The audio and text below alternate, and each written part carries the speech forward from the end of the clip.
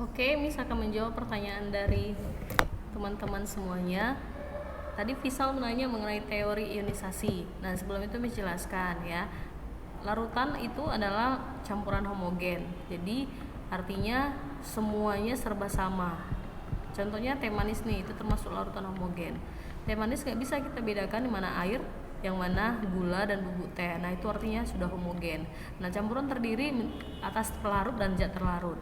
Nah, jadi berdasarkan daya hantar, larutan itu dibagi dua, bisa mengantarkan listrik dan tidak mengantarkan listrik. Nah, ini adalah alat uji elektrolit ya.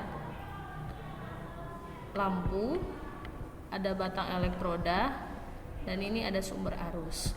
Nah, kemampuan suatu larutan dapat mengantarkan listrik ya itu bisa dilakukan melalui praktikum seperti ini. Nah,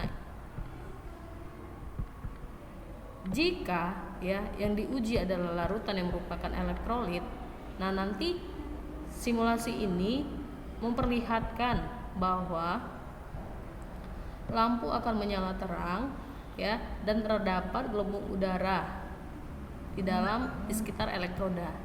Nah, ini menunjukkan bahwa larutan itu adalah larutan elektrolit atau yang bisa menghantarkan listrik. Ya. Nah, larutan elektrolit dibagi dua, elektrolit kuat dan elektrolit lemah. Jadi kalau elektrolit kuat, lampunya akan menyala terang. Sedangkan jika elektrolit lemah, lampunya akan menyala redup dan sedikit gelembung udaranya. Begitu. Nah, gimana kalau yang non elektrolit? Jika yang non elektrolit, lampu tidak akan menyala. Oh, ini tetap elektrolit kuat, elektrolit lemah ya. Lampu akan menyala tapi redup dan juga terdapat gelembung udara. Nah, larutan yang tidak dapat mengantarkan listrik atau non elektrolit itu tidak menunjukkan gejala kelistrikan sama sekali, atau ya nanti lampu mati atau tidak menyala dan tidak terdapat gelembung udara. Nah, itu dia. Selanjutnya, mengapa suatu larutan bisa mengantarkan listrik? Nah, itu berkaitan dengan pertanyaan Visal ya, Fahri, Febrina, Fitria, Tengku Rizky ya. Semuanya hampir mirip pertanyaannya. Nah, jadi di dalam animasi ini coba perhatikan, lampu menyala terang dan terdapat gelembung udara. Nah, apa yang menyebabkan ini? Yang menyebabkan ini itu adalah terurainya molekul-molekul larutan itu atau larutan itu terionisasi sempurna. Nah, jadi jika ditanya mengapa suatu larutan dapat mengantarkan listrik, karena terionisasi sempurna. Nah, apa artinya terionisasi? Terionisasi itu berubahnya molekul senyawa menjadi ion positif dan ion negatif. Jadi contohnya NaCl nih. NaCl ya bila dilarutkan dalam air, NaCl itu adalah garam dapur. Jika dilarutkan dalam air, dia akan terbentuk menjadi Na positif dan Cl negatif.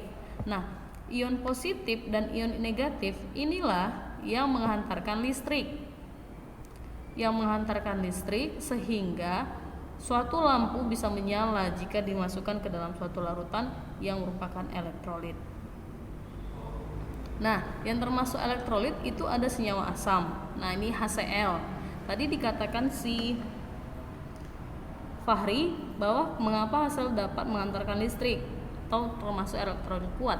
Nah, karena HCl di dalam air dia terionisasi sempurna, berubah menjadi ion positif dan ion negatif. Nah, itu jawabannya. Nah, kita lanjut. Kenapa larutan non elektrolit tidak dapat membuat lampu menyala?